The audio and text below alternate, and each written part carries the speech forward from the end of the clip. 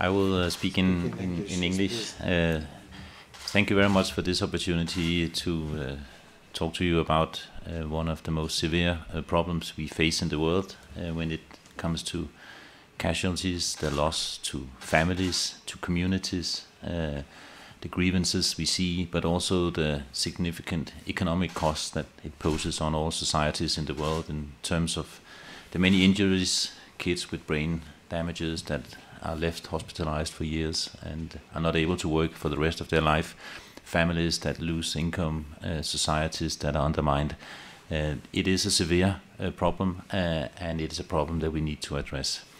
We have seen a strong now increased engagement and visibility by the appointment of the UN Secretary General Special Envoy, Mr. Jean Todt. He has really managed within less than a year to boost the momentum when it comes to improving road safety around the world. It's indeed needed.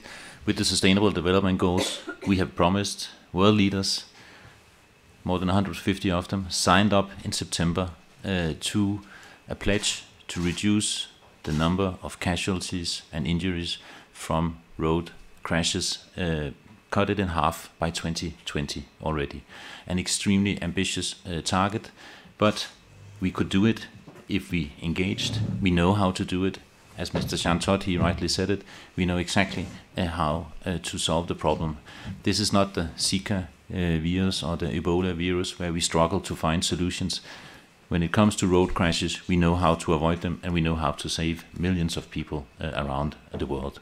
And therefore I will use my opportunity here to really come with a strong call to countries. In UNECE we have over decades developed the 58 conventions and legal instruments for road transport, including all the road safety conventions. We know how to build safe cars, we know how to construct safe roads, we know how to educate and enforce rules that will give us safe drivers, and countries need now to step up their efforts, implement, sign up to the UN road safety instruments and conventions and implement them.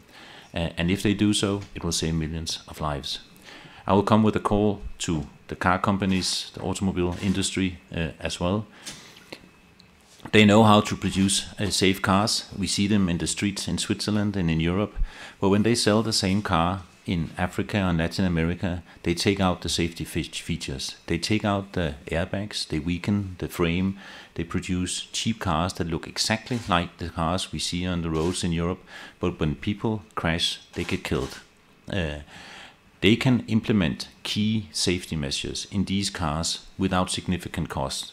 A package of the key safety measures in a car that can avoid a number of crashes will cost them less than $200 per car. An airbag today, which is taken out, is costing less than $50 a day.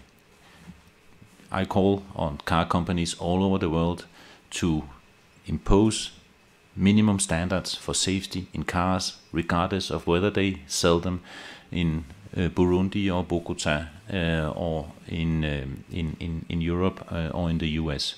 It's highly needed that car companies show this responsibility, and we really urge them to do so. We know how to do it. We've pledged and we have signed, world leaders and the UN family. We have promised that we will halve the number of casualties and injuries by 2020, and we need now to step up our efforts significantly to do so. Thank you very much.